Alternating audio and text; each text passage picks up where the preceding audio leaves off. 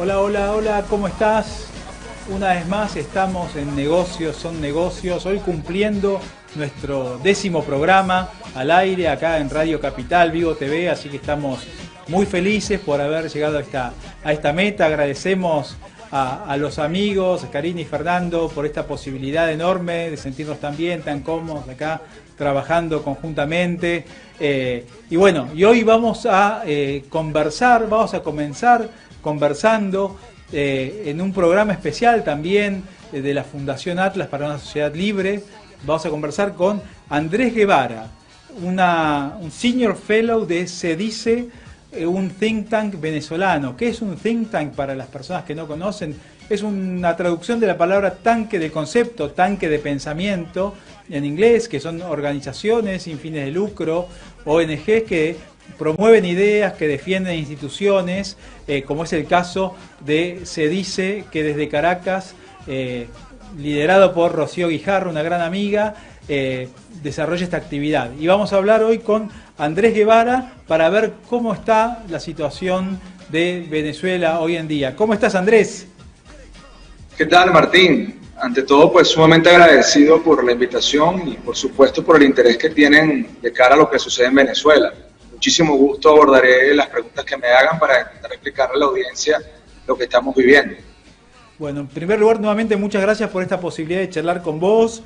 Quiero comentarle a la audiencia que vos sos comunicador social, abogado, máster en finanzas, un polímata en términos de Leonardo da Vinci, ¿no? Que está en muchas áreas del conocimiento, lo cual genera una fertilización cruzada muy interesante, muy buena. Estuve leyendo muchas de tus columnas de opinión en distintos medios de comunicación, con contenidos muy profundos, un enfoque muy creativo, títulos muy atractivos también, que es muy importante para cautivar al lector y que accedamos justamente a meternos en el tema, ¿no? Y para empezar te pregunto algo general, ¿no? ¿Cómo está Venezuela en la actualidad? Una pregunta muy amplia, ¿no? Pero para romper el hielo y que nos cuenten, ¿no? Nosotros vemos de afuera toda la situación. Te comento que en Argentina hay muchísima población venezolana, todos muy bien recibidos, gente encantadora, trabajadora, alegre, que nos contagia ese entusiasmo y esa alegría más allá de estar muchas veces lejos de su tierra de origen, ¿no? Así que nos sentimos terriblemente identificados con los venezolanos porque interactuamos con ellos en todos los ámbitos y han enriquecido lo que es la vida argentina. Hubiéramos querido que puedan desarrollar sus sueños en su país, ¿no? Para ser felices y estar junto a su familia. Pero bueno, la situación que conocemos hace bastante difícil que esto suceda, ¿no? ¿Y nos podrás comentar cómo está Venezuela hoy? Sí, por supuesto que la pregunta es muy pertinente de cara a poder comprender la situación de por qué hay tantos venezolanos en Argentina, ¿no? Efectivamente creo que esa es la mayor muestra de que el país sin duda alguna está enfrentando un proceso complejo, si se quiere, no voy a decir de desintegración, pero sí, digamos, de reestructuración de lo que son sus bases como Estado, ¿no? Cuando tú examinas la cantidad importante de personas que se han ido, no solamente a Argentina, sino a buena parte del mundo, lo primero que uno tiene que pensar es qué y por qué la gente se va de su país y, digamos, en tantas cantidades, porque no es que estamos hablando de 1.000 o 2.000 personas que se fueron, sino que estamos hablando de millones de seres humanos que decidieron precisamente abandonar sus tierras. Entonces, la realidad es que cuando uno enfoca la situación del Estado venezolano, uno se da cuenta de que existen suficientes indicios para pensar que la fragilidad del Estado como tal hace que no haya una funcionalidad lo suficientemente sostenible para que la población de forma mayoritaria pueda satisfacer sus necesidades. Al tiempo que esto sucede, que es necesario decirlo, también se pudiera empezar a percibir una cierta transformación dentro de lo que es el ámbito del manejo del Estado. Básicamente se ha perdido la capacidad de control, digamos, territorial en ciertas áreas y al mismo tiempo se ha perdido la capacidad de control de lo que es la política monetaria, la estructura del día a día, la transaccionalidad comercial, con lo cual ha habido también una desaplicación práctica de ciertos controles que paradójicamente han ayudado a alivianar, si se quiere, el sufrimiento de lo que ha vivido la población. Entonces, por una parte tienes la enorme paradoja de una enorme cantidad de personas que han huido del país, porque literalmente yo diría que si lo calificas según el derecho internacional incluso lo puedas denominar un refugiado, ¿okay? En ciertas circunstancias, pero al mismo tiempo tienes precisamente la debilidad institucional desarrollada a tal nivel que origina la desaplicación de controles como de cambio y precio. Entonces ustedes muy probablemente le preguntan a los venezolanos que están en Argentina, nosotros somos como mensajeros del anticomunismo y el antisocialismo, ¿no? Porque lo vivimos en carne propia y básicamente lo que le advertimos a la gente es que no sigan el camino de nuestras políticas erradas, porque lo que menos uno desea en el continente es una diáspora a gran nivel de argentinos, de peruanos, de chilenos. O sea, lo que más queremos es que cada nación pueda florecer en su propia estructura de la mejor manera posible, ¿no? Sí, sí, claramente, ¿no? Y a veces, sabes que yo hablo mucho con mis alumnos, yo doy clase en la facultad, en la universidad, y cerca de un 15-20% de los alumnos son venezolanos, para darte una idea, ¿no? O sea que es un número interesante y aparte son chicos que tienen 2 trabajos, trabajan de lunes a lunes y además estudian, ¿no? Lo cual es muy conmovedor, ¿no? Y a veces uno charla bastante con ellos y nos cuenta la historia de la familia y cómo algunos se han ido para un lado, para otros, los padres han quedado allá posiblemente y los hijos se reparten entre distintos países y realmente uno ve, digamos, aparte en poquito tiempo el progreso que logran los venezolanos en Argentina, ¿no? Que tienen la cultura del trabajo, tienen la cultura del esfuerzo, las ganas de ir para adelante, del sacrificio, esto que nosotros desde nuestras instituciones siempre valoramos tanto, ¿no? El espíritu emprendedor, esta energía silenciosa e imparable, ¿no? Y por eso son tan bien recibidos en la Argentina y a pesar de eso, como decía antes, mantiene una alegría que los porteños muchas veces no tenemos, ¿no? Somos más tangueros a veces, ¿no? Así que, no, y te pregunto, en este sentido, yo he leído varios de tus artículos y te consulto el proceso que estamos viendo en Cuba hoy de una rebelión ciudadana que sale a la luz, que comienza a salir a la luz por lo menos. ¿Hay posibilidades que en Venezuela pase algo similar? La dinámica venezolana, si se quiere, bueno, claro, la pregunta es compleja también.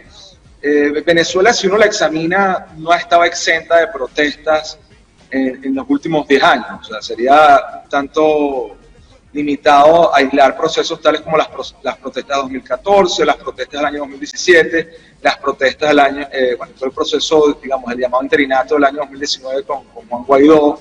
Entonces, si uno examina el proceso de la dinámica política venezolana, indudablemente uno puede hablar de que sí había una ciudadanía que ha intentado, por medios de protestas, de alguna manera generar un cambio político institucional. ¿Okay?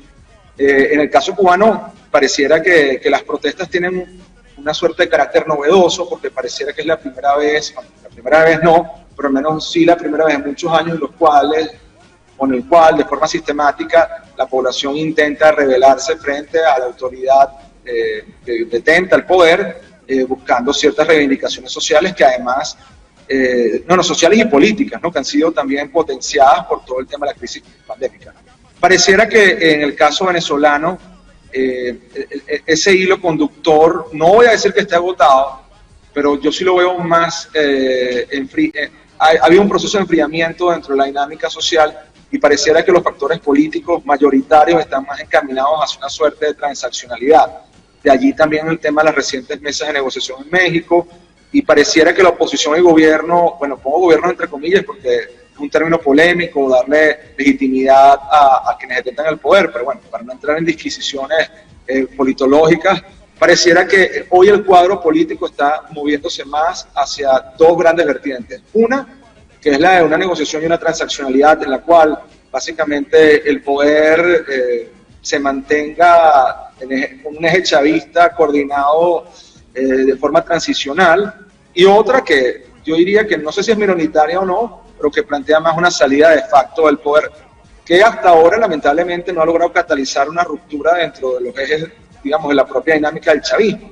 Entonces uno tiene que entender aquí que el chavismo como como estructura de poder tiene distintos islotes que de alguna manera están fragmentados y obedecen a sus propios intereses. O sea, el chavismo no es un elemento unívoco que homogéneo, sino que, digamos, a raíz de la muerte de Chávez, cada líder o cada facción de alguna manera se enfoca a querer pues, tener un factor de preponderancia dentro de la propia estructura. Entonces, hasta ahora no ha habido una ruptura lo suficientemente significativa dentro de la coalición de poder que origine que una salida de facto sea viable.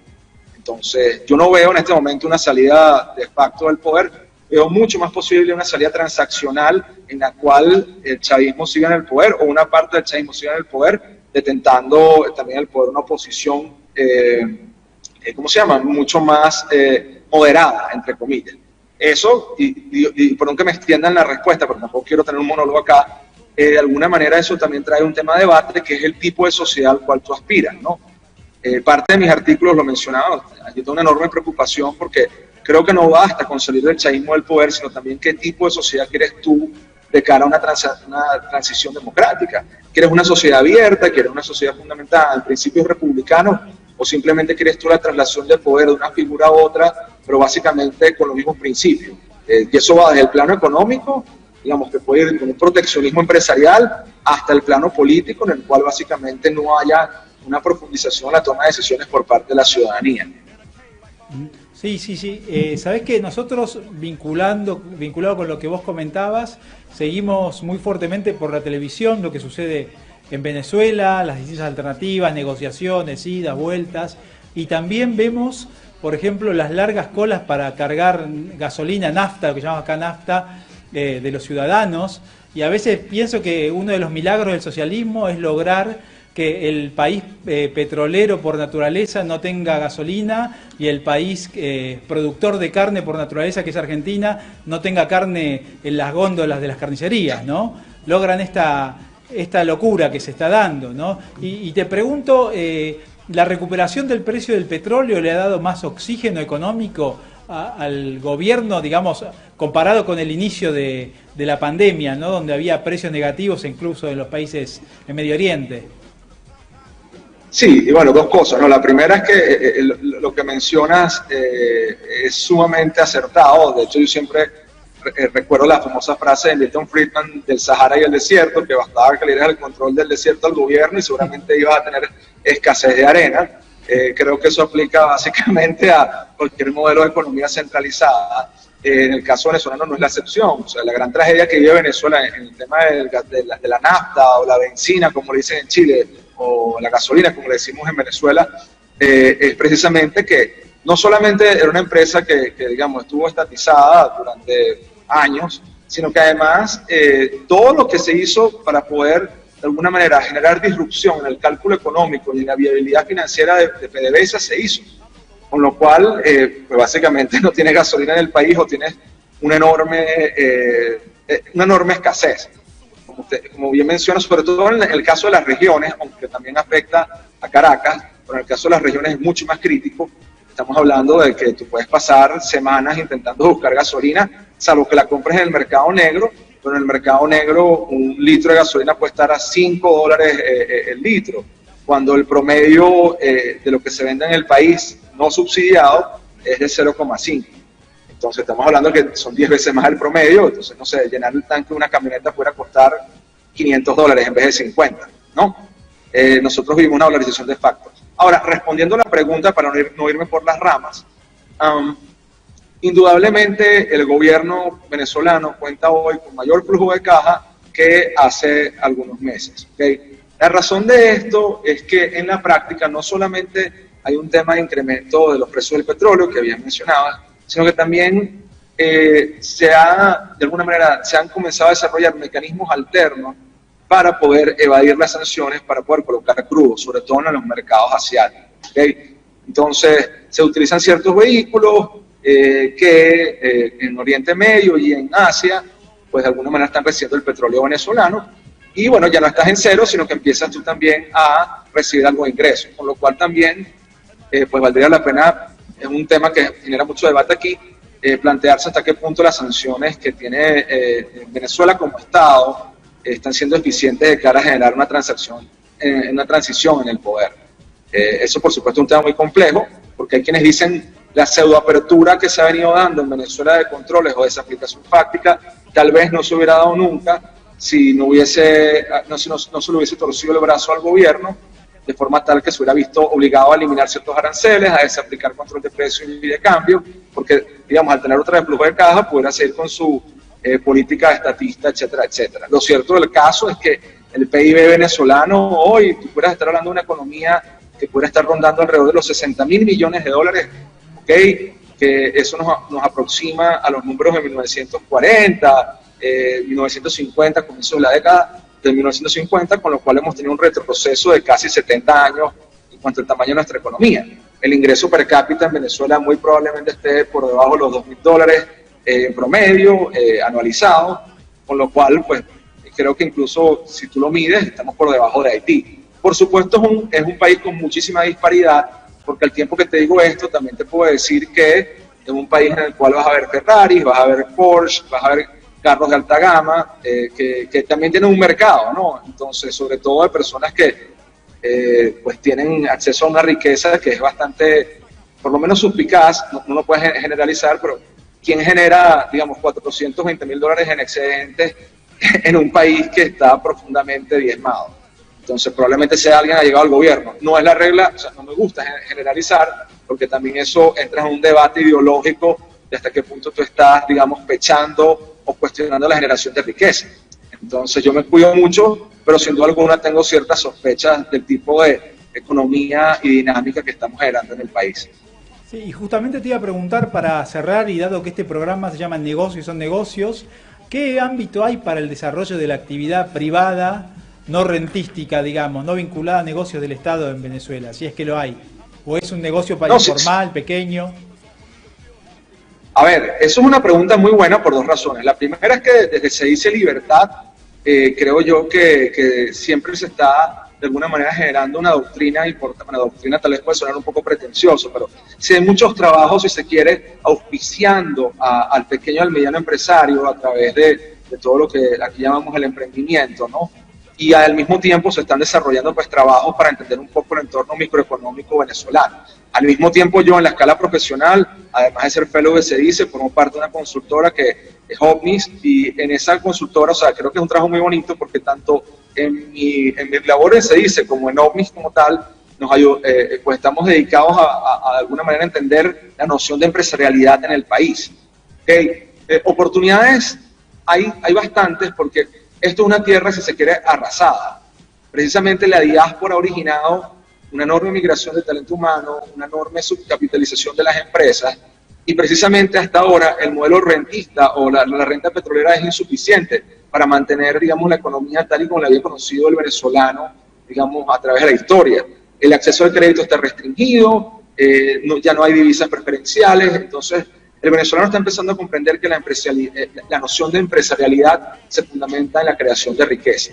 Entonces, hoy por hoy, el país tiene básicamente cualquier parte del sector industrial, llámese manufactura, llámese sector agrícola, el sector servicios, totalmente desabastecido. Estamos hablando de que hay pueblos enteros que no tienen ni siquiera una clínica odontológica, con lo cual tú puedes ir a los llanos de Barinas, por ejemplo, montas un consultorio odontológico y probablemente vayas a obtener buenos rendimientos porque no hay nadie allí. Entonces son ese tipo de cosas en las cuales yo diría que oportunidades hay.